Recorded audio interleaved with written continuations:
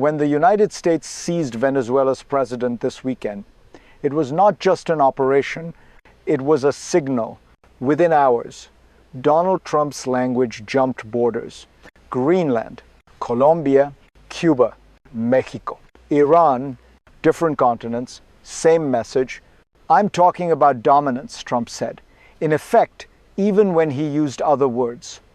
Oil, security, order, control. This was not diplomacy by negotiation. It was diplomacy by declaration. I have covered American power for decades, and I can tell you this, moments like these matter not because of what is done, but because of what is normalized. When a president says America's dominance will never be questioned again, the world listens. Allies reassess, adversaries harden, smaller nations feel the ground shift beneath their feet. If you want to understand how a single action can reshape global behavior, stay with me. This story is not really about Venezuela. It's about what comes next. And before we go deeper, take a moment to subscribe or follow, because understanding power is the first step to surviving it.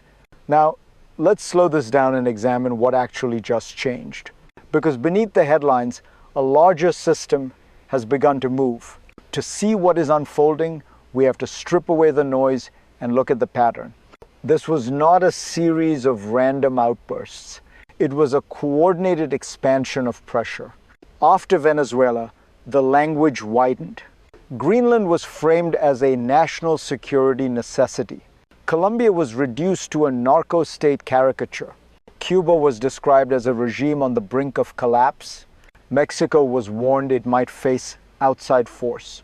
Iran was told, bluntly, that killing protesters would bring American retaliation.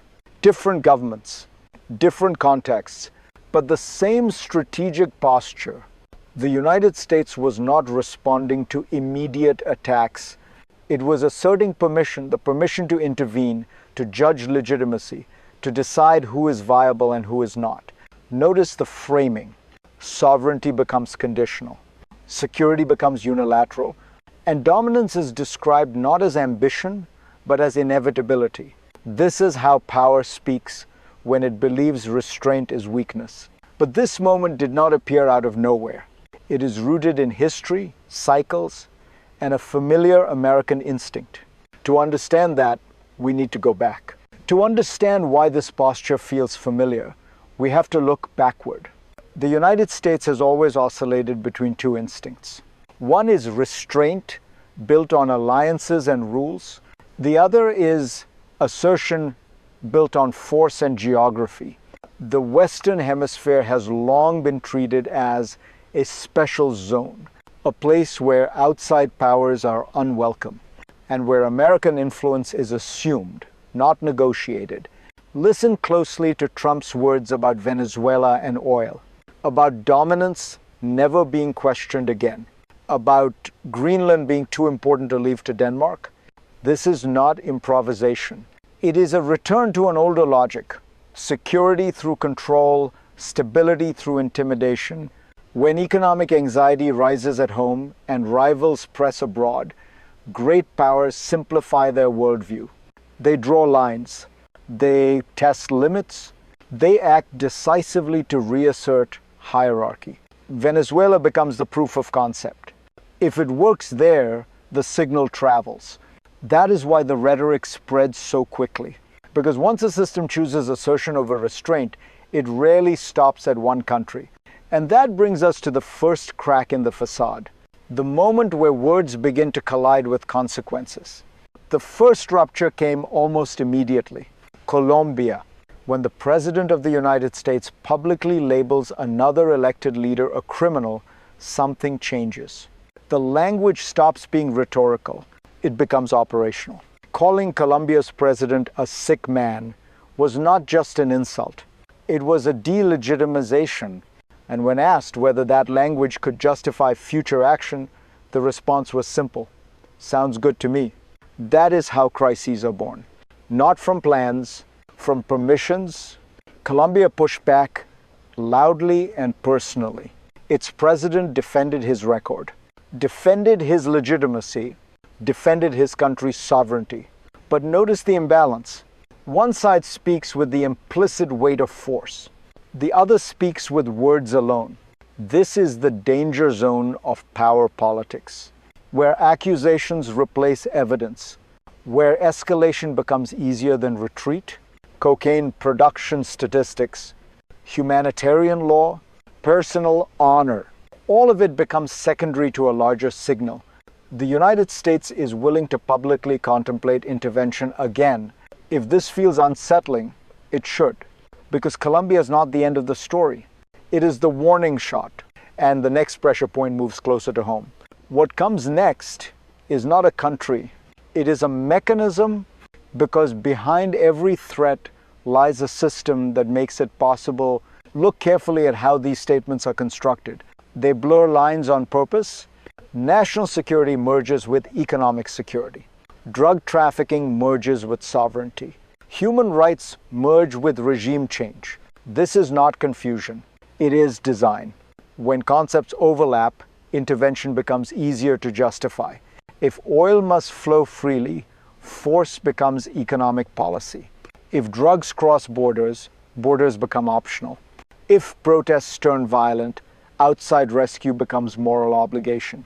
The mechanism works by lowering thresholds. Words do that first. They normalize ideas before actions follow. That is why Greenland can be discussed in the same breath as Venezuela. Why Mexico can be warned without a declaration. Why Iran can be threatened without a trigger. Power is not only about what you do, it is about what you make thinkable. And once something becomes thinkable, it becomes executable. This system does not need a single war. It needs multiple pressures applied everywhere all at once, which is why the second crisis doesn't erupt in Latin America. It erupts at the border of sovereignty itself. The second rupture is quieter, but it is more dangerous. Mexico. Here, the language shifts from accusation to proximity. Drugs are pouring across the border. Cartels are very strong. And suddenly, military help is offered as a question. Not a plan, not an order, just a suggestion. That is how escalation enters polite conversation. Mexico responds the way states do when sovereignty feels threatened. Firmly, calmly, publicly. No intervention, no ambiguity, no exception. But the tension is already there, because this crisis is not about whether tanks will cross a border tomorrow. It is about whether force becomes a standing option in bilateral relations. When intervention is floated casually, trust erodes structurally. Cooperation becomes conditional. Partnership becomes leverage. This is how alliances weaken without breaking. This is how neighbors start planning for worst cases. And remember, Mexico is not hostile territory. It is a partner saying no. If pressure can reach this close, this openly, then distance no longer protects anyone. And that brings us to the people caught in the middle. Now, let's talk about the human cost, because this is where power stops being abstract. If you are watching this from Bogota, Havana, Mexico City, or Tehran, this is not strategy. It is anxiety. You hear the words first, then you wonder what they mean for your job, your safety, your children. When leaders talk about intervention, people imagine checkpoints, sanctions, isolation, sudden instability. In Cuba, collapse is discussed as inevitability. In Mexico, force is discussed as an option. In Iran, rescue is discussed through the language of bombs. And you are left with no vote in the matter. This is the asymmetry of modern power. Decisions made elsewhere, consequences felt at home. If you feel unsettled, that reaction is rational. Because history shows us this: when dominance becomes policy, ordinary people absorb the shock first. If you believe geopolitical decisions should consider human lives, not just leverage, share this video. Understanding spreads faster than fear. Because what happens next does not stay confined to borders. The ripple effects are already moving outward. What we are witnessing now is the global echo. When a superpower speaks this way, the message does not stop at the target. It travels. Allies listen carefully. Rivals listen even more carefully. Greenland hears its sovereignty questioned by a NATO partner. Denmark hears an ally suggest it is incapable of protecting its own territory. Iran hears threats layered on top of recent bombings of its nuclear facilities. These are not isolated reactions. They are linked. When pressure is applied simultaneously in Latin America, the Arctic, and the Middle East, the world reads it as a doctrine, not a mood. Other powers adjust accordingly. They harden positions. They close diplomatic space. They prepare for volatility. This is how global systems destabilize without a single declaration of war. Trade routes become strategic. Energy becomes leverage. Protests become flashpoints. The risk is not one conflict. It is many small ones, misread, overlapping, and feeding each other. History tells us this pattern well.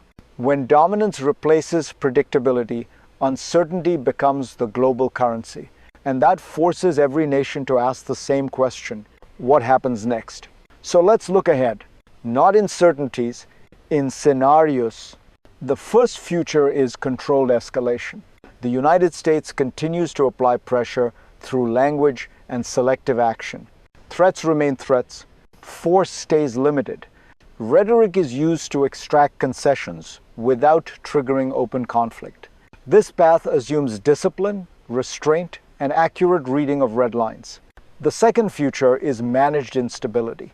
Words begin to outpace control. Partners resist more openly. Adversaries test boundaries. Small incidents multiply. Nothing explodes at once, but nothing stabilizes either. The world lives in permanent tension. The third future is systemic breakdown, a miscalculation, a protest turned massacre, a border incident misunderstood, and suddenly threats harden into action. Dominance becomes entanglement. Control becomes overreach. None of these paths are inevitable, but all are plausible once force is normalized as a solution. The real question is not whether America can act. It is whether the system it creates can still be controlled.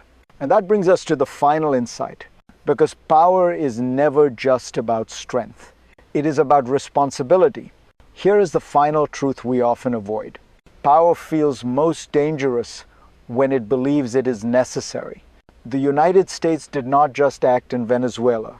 It redefined the boundaries of acceptable pressure. It spoke as if sovereignty were conditional, as if dominance were stabilizing, as if force were clarity. But history teaches us something colder. When power expands too easily, it stops listening. When threats multiply, understanding shrinks. And when dominance becomes the language of policy, the margin for error disappears. This is not about whether America is strong. This is about whether strength is being used to build order or to test it. Because once the world adjusts to a new normal, it does not snap back. It adapts, it arms, it hardens. If you want to understand what comes next, this conversation cannot end here. Follow this series, share it, question it, because the future will not be shaped by one decision in Venezuela. It will be shaped by how many times the world decides that power alone is enough. And that question, who decides what is necessary, is only just beginning.